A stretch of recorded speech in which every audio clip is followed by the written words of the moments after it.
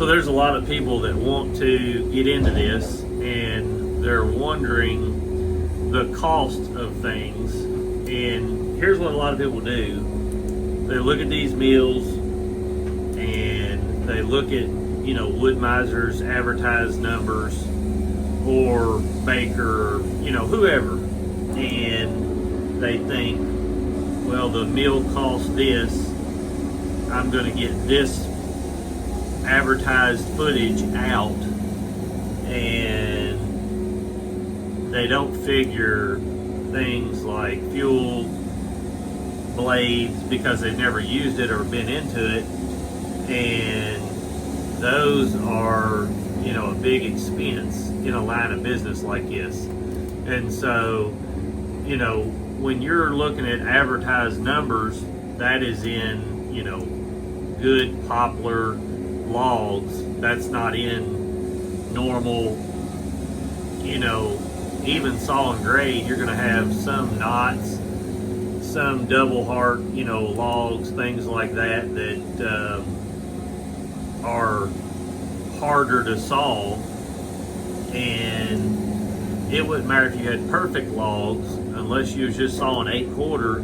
If you was on 8 foot, it's going to be a lot harder to reach an advertised number in comparison to, you know, 12 foot or 16 foot. So if you're someone that's looking to get into this and you're wanting to know how much it costs to run a sawmill with some caliber like this, or a hair smaller, but you're using kind of the same setup. If you're going electric, then your costs are going to be different, but you can still evaluate blade cost and things of that nature. So on a mill like this, on a woodmizer, we'll start with blade cost, because that's going to be one of the things that you're using every day. Now, if you're buying these in bulk, you're going to get them cheaper than if you buy them, you know, 10 or 5 at a time. So the numbers that I'm going to give out are going to be in a maximum production setting, using your mill to the hardest and buying prices of things at the best possible scenario. So it's only going to get worse if your variables are different than what I tell you. As for instance, if you buy bulk blades from a distributor that welds their blades, you know, other than like Woodmizer or directly from Baker, things like that, because most of the time they've got a huge markup on those. And what a lot of people don't know is Woodmizer sells their coils to distributors, and they can do whatever they want with the blade. So they can weld it together and make, you know, blades for Bakers, for Timber Kings, all of them. Now, if you buy those from a distributor for something like a Super 70 or something similar with 184 teeth or in that area, your blade cost is going to be between $25 to $30 a band, and you're going to have to buy them 100 at a time to get that price. So like I said, if you buy them any other way, your cost will go up on that. The next thing would be fuel. So this has a 55 horse Yanmar on it, and it's using, in this production setting, as you've seen me saw, roughly 1.2 to 1.3, maybe 1.4 gallons per hour of use. So it has a 5-gallon tank on it. In a 9 to 10 hour day, you're going to fill it up 2.5 times to keep it running. Now you've got water on there, and I don't know if you want to consider that much of a cost or not, but it will cost you unless you have some source a free water supply.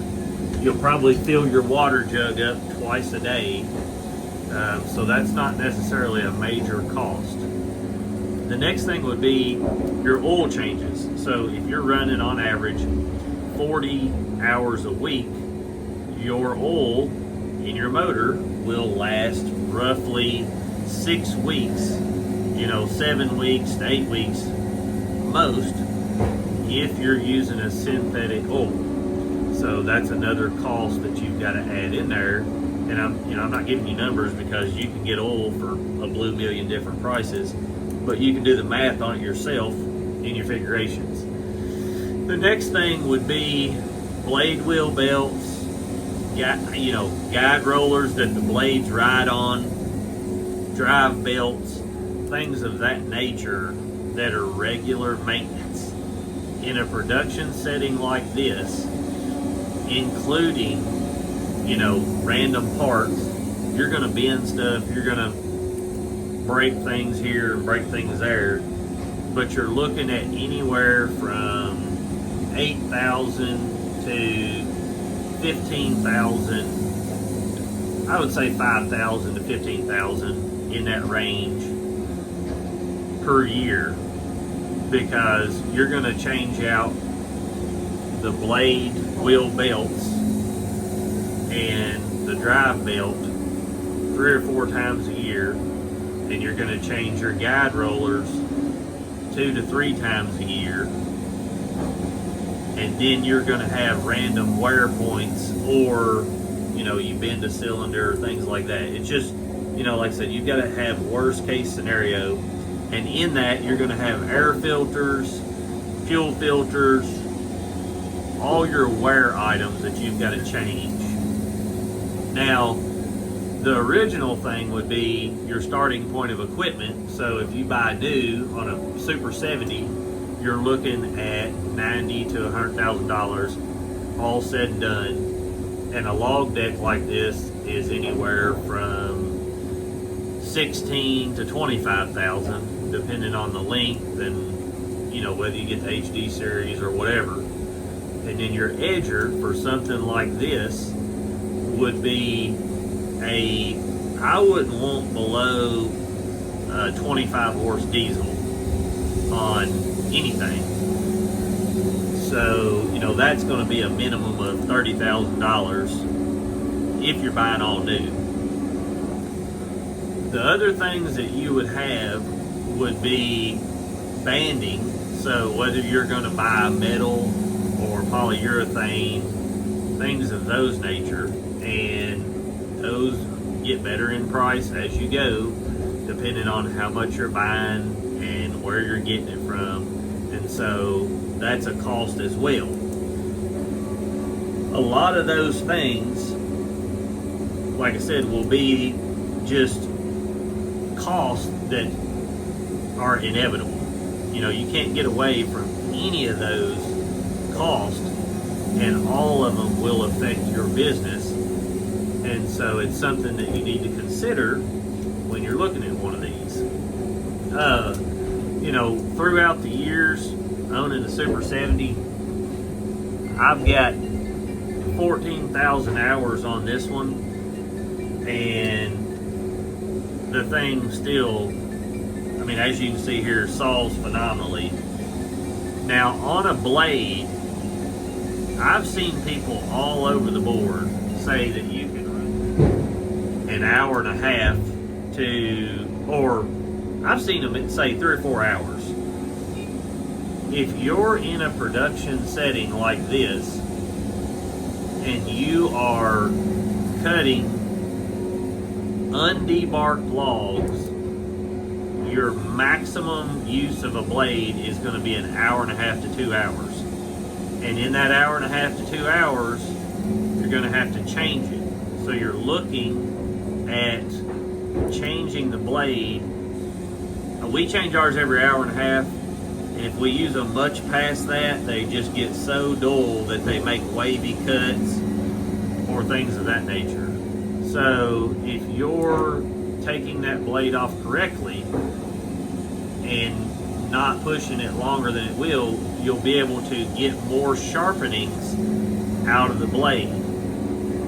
So the great thing about the blades is, if you're like us, you buy the band originally, so you run the band the first time, you've got, you know, we'll say $27 in it, kind of meet in the middle. I've seen people pay way more than that. So you got $27 in it, and then you sharpen it, and it costs you $5 to $10. Then the next time you cut, you're cutting for a quarter of the price you was cutting for the first time. And normally the second time they'll cut just as long as they did the first time. Now when you get in the third, fourth, you know, scenario, we don't get many blades that last past the fourth sharpening. Out of 100, we might have 8 or 10 in a scenario like this. So if you're thinking that you're gonna, you know, buy a sawmill and run a blade for 3 or 4 hours, change them twice a day, you're going to be in for a rude awakening. Because unless you've got perfectly debarked logs, and even with perfectly debarked logs, if you're pushing them really fast, it's flexing that band, you're going to start to create little bitty cracks in it, because the faster you cut and the harder you cut, the more it pushes that band back, which causes stress in the gullet, and then it starts to flex between the teeth and crack. And that's the whole point of sharpening them, to not only get them sharp again, but to take those fine cracks out of the gullet, so when you're pushing it, it doesn't tear apart. You know, there's a lot of other variables, like hydraulic oil on this mill. You got to change it. We change ours every, you know, 1,500 to 2,000 hours. It holds 20 gallons of hydraulic fluid. So if you've got to change it, you'll probably only be able to get about 15 of it out, because unless you want to take every line off, every motor and drain it, you know, etc., you're only going to be able to put about 15 gallons back in it. That's another cost. That oil from Woodmizer is very expensive. It's, you know, roughly $60 to $100 a gallon, and it's really hard to get a hold of it. Other than them, there's not many places that sell it for cheap. So that's another cost that you're looking at.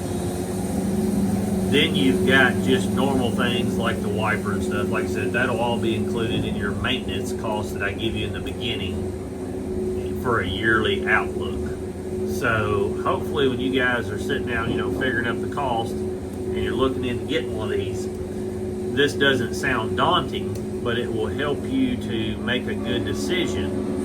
And like I said, if you go electric, then you're going to cut your diesel fuel cost. If you go with a 4500 or something like a Baker with steel wheels, you're not going to have the rubber belts that go around the wheels. You'll have bigger blade guides that will last longer, things of that nature.